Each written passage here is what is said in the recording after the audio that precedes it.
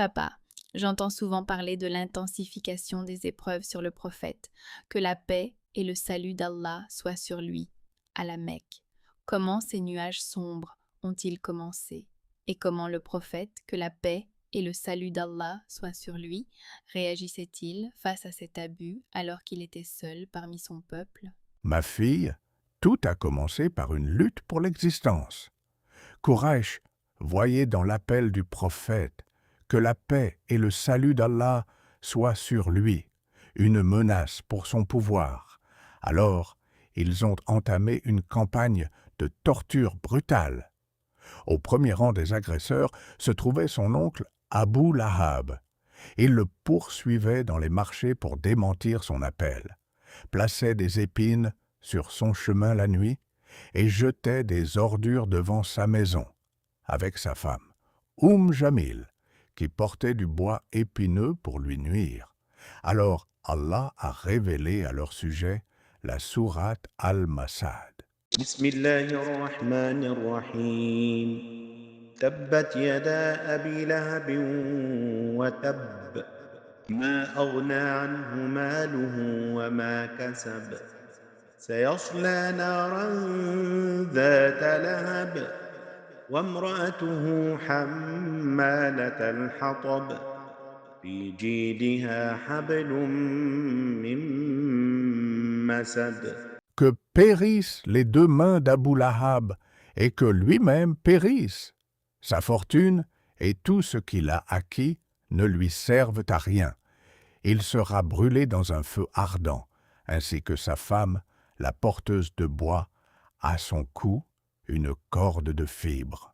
Et quand l'épreuve s'est intensifiée, le prophète, que la paix et le salut d'Allah soient sur lui, a autorisé les opprimés à migrer vers l'Abyssinie et a dit « Il y a là-bas un roi chez qui personne n'est opprimé. » Alors, ils ont migré pour fuir avec leur religion. Quraysh ne s'est pas contenté de cela, mais a envoyé une délégation dirigée par Amr ibn al-As et Abdullah ibn Abi Rabi'a, avant leur conversion à l'islam, avec de précieux cadeaux pour le Négus, qui était de religion chrétienne, pour l'inciter contre eux. Amor a dit au Négus, « Ô roi, un groupe de nos sots est entré dans une religion novatrice. Ils ont quitté la religion de notre peuple et ne sont pas entrés dans la vôtre. Et ils sont venus avec une religion inventée que nous ne connaissons pas. Et pire encore, ils disent des choses graves au sujet de Marie et de Jésus, alors renvoie-les-nous. » Le Négus a fait appeler les musulmans et a demandé « Quelle est cette religion pour laquelle vous avez quitté votre peuple? Et que dites-vous au sujet de Marie et de Jésus ?» Alors Ja'far ibn Abi Talib, que Dieu l'agrée, s'est levé avec intelligence et courage et a dit « Ô roi, nous étions un peuple de l'ère de l'ignorance, adorant les idoles, mangeant la viande des bêtes mortes, commettant des obscénités, rompant les liens de parenté, et le voisin maltraitait le fort. Alors Allah nous a envoyé un messager parmi nous dont nous connaissons la lignée, la sincérité et la loyauté. Il nous a appelés à Allah pour l'adorer et l'unifier. Il nous a ordonné de dire la vérité, de rendre les dépôts, de maintenir les liens de parenté. Et il nous a interdit les obscénités et les faux témoignages. Puis, il a récité des versets de la sourate Mariam. كافها يا عين صاد ذكر رحمة ربك عبده زكريا إذ نادى ربه نداء خفيا. Kaf, Ha, Ya, Ain, Sad. C'est un récit de la miséricorde de ton Seigneur envers son serviteur Zacharia, lorsqu'il invoqua son Seigneur d'une invocation secrète. فأجاءها المخاض إلى جذع النخلة قالت يا ليتني مت قبل هذا وكنت نسيا منسيا فناداها من تحتها ألا تحزني قد جعل ربك تحتك سريا وهزي إليك بجذع النخلة تساقط عليك رطبا جنيا. Puis les douleurs de l'enfantement l'amenèrent au tronc du palmier, et elle dit « Malheur à moi! Que ne suis-je morte avant cet instant? Et que ne suis-je une chose oubliée, invisible ?» Alors il l'appela d'au-dessous d'elle, disant « Ne t'afflige pas, ton Seigneur a placé à tes pieds une source. Secoue vers toi le tronc du palmier, il fera tomber sur toi des dattes fraîches, mûres. » فأتت به قومها تحمله قالوا يا مريم لقد جئت شيئا فريا يا أخت هارون ما كان أبوك امرأ سوء وما كانت أمك بغيا فأشارت إليه قالوا كيف نكلم من كان في المهد صبيا قال إني عبد الله آتاني الكتاب وجعلني نبيا. Elle vint donc auprès des siens en le portant. Ils dirent « Ô Mariam, tu as fait une chose monstrueuse. Sœur de Haroun, ton père n'était pas un homme de mal, et ta mère n'était pas une prostituée. » Elle fit alors un signe vers lui, le bébé. Ils dirent « Comment parlerions-nous à un bébé au berceau ?» Mais le bébé dit « Je suis vraiment le serviteur d'Allah. Il m'a donné le livre et m'a désigné prophète. » Jusqu'à ce qu'il atteigne le récit de Jésus, paix sur lui, alors le Négus a pleuré jusqu'à ce que sa barbe soit trempée et a dit « Ceci et ce que Jésus a apporté sortent de la même niche, et il a refusé de les livrer et a rendu les cadeaux. » Et quelle a été la réaction du prophète, que la paix et le salut d'Allah soient sur lui après cela, et comment Allah a-t-il répondu à son invocation? Le prophète, que la paix et le salut d'Allah soient sur lui, a invoqué son Seigneur. Ô Allah, renforce l'islam par l'un de ces deux hommes que tu aimes le plus, Amr ibn Hisham Abu Jahl ou Omar ibn al-Khattab. Allah a exaucé. Alors l'islam de Hamza fut le premier. Abu Jahl était passé devant le prophète. Que la paix et le salut d'Allah soient sur lui, à Al-Safa, et l'avait maltraité. Hamza est arrivé de la chasse, portant son arc, et une servante de Abdullah ibn Jad'an l'a informé de ce qu'Abu Jahl avait fait. Alors Hamza s'est mis dans une colère intense et s'est dirigé vers le club de son peuple près de la Kaaba, alors qu'Abu Jahl y était assis. Alors Hamza lui a dit « Ô fils de la honte, insultes-tu mon neveu alors que je suis sur sa religion ?» Et cette expression était parmi les pires qu'ils utilisaient pour s'insulter dans l'air de l'ignorance lors d'une colère intense pour lui faire ressentir l'humiliation. Puis, il l'a frappé avec l'arc et lui a causé une blessure claire. Des hommes des Banu Makhzoum, le clan d'Abu Jahl, se sont soulevés, et les Banu Hashim, le clan de Hamza, se sont soulevés. Alors Abu Jahl a dit à son peuple « Laissez Abu Ammara, car j'ai insulté son neveu d'une insulte laide. » Et quand Hamza est rentré chez lui, il a supplié Allah « Ô Allah, si cette affaire est une guidance, alors place la certitude dans mon cœur. » Alors il s'est réveillé, et Allah avait ouvert son cœur à la foi, et il est devenu musulman. Et qu'en est-il de l'islam d'Omar et comment fut son histoire unique? Quant à Omar, il est sorti un jour, portant son épée, voulant la tête du prophète, que la paix et le salut d'Allah soient bas sur lui. Et en chemin, il a rencontré Naïm ibn Abdullah al-Adawi al-Qurashi, qui faisait partie des musulmans ayant caché leur islam. Il lui a dit « Où vas-tu, ô Omar ?» Il a dit « Je veux tuer Mohammed. » Naïm a dit « Par Allah, ton âme t'a trompé, ô Omar. Penses-tu que les Banu Abd Manaf te laisseront marcher sur terre après avoir tué Mohammed? Ne retournerais-tu pas vers ta famille pour les redresser? Car ton cousin Saïd ibn Zayd ibn Amr et ta sœur Fatima bint al-Khattab ont, par Allah, embrassé l'islam et suivi Mohammed dans sa religion.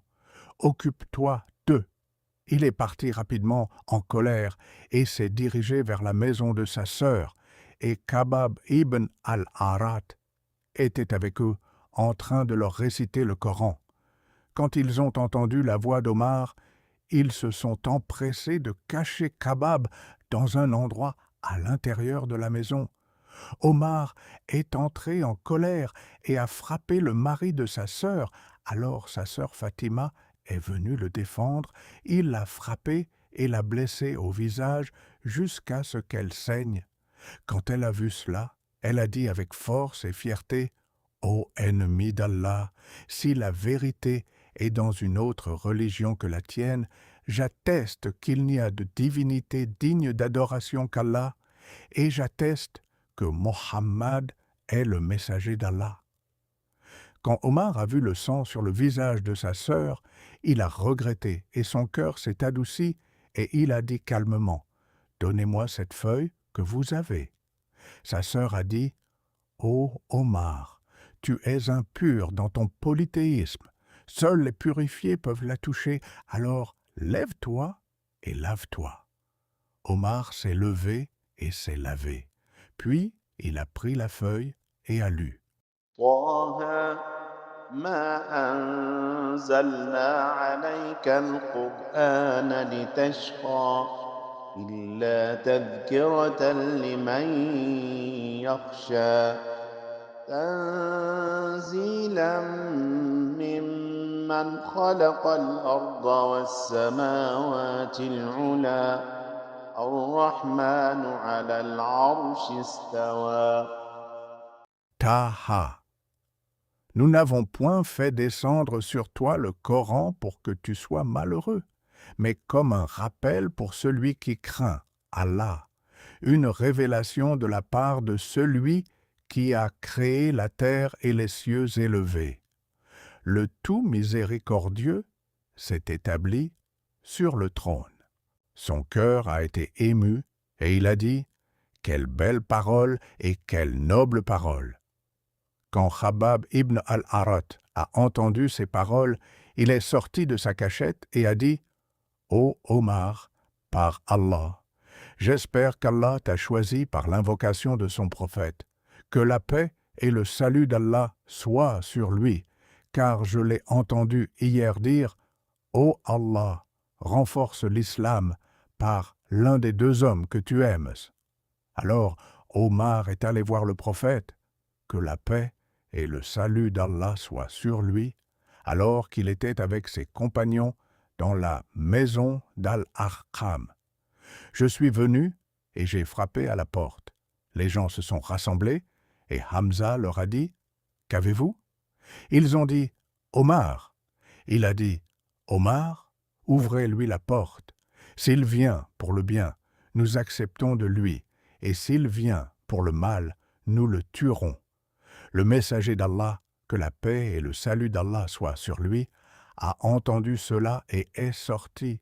Alors Omar a prononcé la profession de foi, et les gens de la maison ont crié « Allahu Akbar », un cri entendu par les habitants de la Mecque.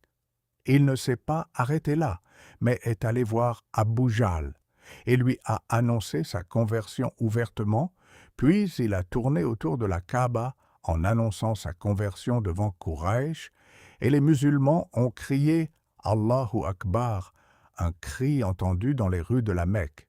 Et quel était l'état des musulmans après leur conversion? Avant la conversion d'Omar et de Hamza, les musulmans cachaient leur foi par peur de subir des abus, en raison de leur impuissance et de l'absence de défenseurs. Mais après leur conversion, les musulmans ont eu des gens pour les défendre et les protéger, surtout parce qu'ils étaient parmi les hommes les plus forts et les plus influents de Quraysh. Omar déclarait son islam publiquement et ne craignait personne. Il n'acceptait pas, par exemple, que les musulmans prient dans les ravins de la Mecque, loin des abus de Quraysh. Mais il préférait affronter le peuple avec détermination. Omar a dit au prophète que la paix et le salut d'Allah soient sur lui. Ô messager d'Allah, ne sommes-nous pas sur la vérité? Il a dit, oui. J'ai dit, alors pourquoi se cacher? Alors les musulmans sont sortis en deux rangs, Hamza dans l'un et Omar dans l'autre, jusqu'à ce qu'ils entrent dans la cour de la Kaaba. Quraysh les a regardés et une tristesse intense les a frappés. Et le prophète, que la paix et le salut d'Allah soient sur lui, l'a nommé Al-Farouq, parce qu'il a distingué la vérité du faux.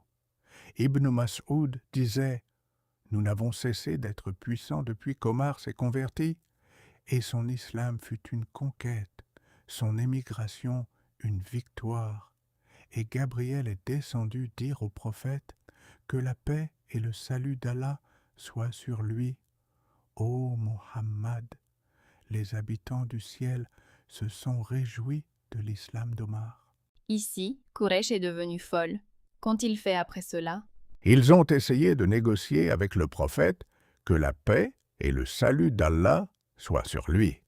Ils ont envoyé Utba ibn Rabi'a vers le prophète, qui lui a dit « Ô fils de mon frère, si tu veux de l'argent, nous en collecterons pour toi. Et si tu veux le pouvoir, nous te ferons roi. Et si tu veux l'honneur, nous te ferons notre maître. » Le prophète, que la paix et le salut d'Allah soient sur lui, l'a écouté avec respect, puis a dit « As-tu fini, ô Abu al-Walid » Il a dit « Oui ». Le prophète a dit « Alors écoute-moi ». Il lui a alors récité le début de la sourate Fussilat. Bismillahirrahmanirrahim. Hamim. Tanzilun minar rahmanir rahim. كتاب فصلت آياته قرآنا عربيا لقوم يعلمون بشيرا ونذيرا فأعرض أكثرهم فهم لا يسمعون وقالوا قلوبنا في أكنة مما تدعونا إليه وفي آذاننا وقر ومن بيننا وبينك حجاب فاعمل إننا عاملون. Hamim. C'est une révélation descendue de la part du tout miséricordieux, du très miséricordieux. Un livre dont les versets sont détaillés, un Coran arabe pour des gens qui savent, annonciateurs et avertisseurs. Mais la plupart d'entre eux se détournent. Ils n'entendent pas. Et ils disent « Nos cœurs sont enveloppés de voiles qui nous protègent de ce à quoi tu nous appelles. Nos oreilles sont sourdes. Et il y a un voile entre nous et toi. Agis donc, nous agissons, jusqu'à ce qu'il atteigne la parole d'Allah. فإن أعرضوا فقل أنذرتكم صاعقة مثل صاعقة عاد وثمود. Mais s'ils s'en détournent, alors dis, je vous ai averti d'une foudre semblable à la foudre des Had et des Tamoud. Utba fut terrifié, plaça sa main sur la bouche du prophète, que la paix et le salut d'Allah soient sur lui, et le supplia par les liens de parenté d'arrêter. Il est retourné auprès de Quraysh avec un visage totalement différent de celui avec lequel il était parti, en leur disant « Par Allah, j'ai entendu une parole telle que je n'en ai jamais entendu de semblable. Ce n'est ni de la poésie, ni de la sorcellerie. Laissez-le donc tranquille. » Et quand ils ont échoué à le détourner de son appel, Allah a révélé la sourate Al-Kafirun. بسم الله الرحمن الرحيم قل يا أيها الكافرون لا أعبد ما تعبدون ولا أنتم عابدون ما أعبد ولا أنا عابد ما عبدتم ولا أنتم عابدون ما أعبد لكم دينكم ولي دين. Dis, ô vous les infidèles, je n'adore pas ce que vous adorez, et vous n'êtes pas adorateurs de ce que j'adore. Je ne suis pas adorateur de ce que vous adorez, et vous n'êtes pas adorateurs de ce que j'adore. À vous votre religion, et à moi ma religion. Et qu'a fait Quraysh après l'échec de la négociation? Et que s'est-il passé lors du siège? Ils ont décidé de boycotter tous les Banu Hashim, et ici, Abu Talib nous a donné le plus bel exemple de sacrifice. Il a quitté son statut parmi Quraysh et est entré dans le Shib avec le prophète, que la paix et le salut d'Allah soient sur lui, vivant dans la faim pendant 3 ans jusqu'à ce qu'il mange des feuilles d'arbres. Abu Talib, malgré son âge avancé, veillait à protéger le prophète, que la paix et le salut d'Allah soient sur lui. Il lui demandait de changer de place la nuit et faisait dormir l'un de ses fils à sa place par peur d'une traîtrise à son encontre. L'épreuve s'est terminée par un miracle. Le prophète, que la paix et le salut d'Allah soient sur lui, a informé son oncle que les termites avaient mangé le document injuste et n'avaient laissé que le nom d'Allah. Et quand ils sont entrés dans la Kaaba et ont trouvé le document ainsi, les polythéistes ont été stupéfaits. Et après qu'Allah eut révélé leur complot par le miracle du document, ils ont persisté dans leur erreur et ont demandé au prophète que la paix et le salut d'Allah soient sur lui, d'apporter un Coran autre que celui-ci ou de le changer pour satisfaire leurs caprices. Alors Allah a révélé une réponse décisive à leur tentative. وإذا تتلى عليهم آياتنا بينات قال الذين لا يرجون لقاءنا ائت بقرآن غير هذا أو بدله قل ما يكون لي أن أبدله من تلقاء نفسي إن أتبع إلا ما يوحى إلي إني أخاف إن عصيت ربي عذاب يوم عظيم. Et quand nos versets sont récités à ceux qui n'espèrent pas nos rencontres, ils disent « Apporte un Coran autre que celui-ci ou bien change-le ». Dis « Il ne m'appartient pas d'en changer de mon propre chef. Je ne fais que suivre ce qui m'est révélé. Je crains, si je désobéis à mon Seigneur, le châtiment d'un jour terrible. » Pour nous apprendre que le principe ne change pas et ne se vend pas, peu importe l'intensité du siège. Le siège est terminé, papa. Le prophète, que la paix et le salut d'Allah soient sur lui, et ses compagnons peuvent-ils enfin respirer? Ô Maria, le siège est terminé, mais l'épreuve n'est pas terminée. Au cours de la même année, le prophète, que la paix et le salut d'Allah soit sur lui, a reçu un coup dur, un coup qui a fait que cette année a été appelée l'année de la tristesse. Celui qui le protégeait est mort, et celle qui le réconfortait est morte. Alors, comment le prophète, que la paix et le salut d'Allah soient sur lui, va-t-il poursuivre son appel après la perte des personnes les plus chères? C'est ce que nous saurons dans notre prochain épisode.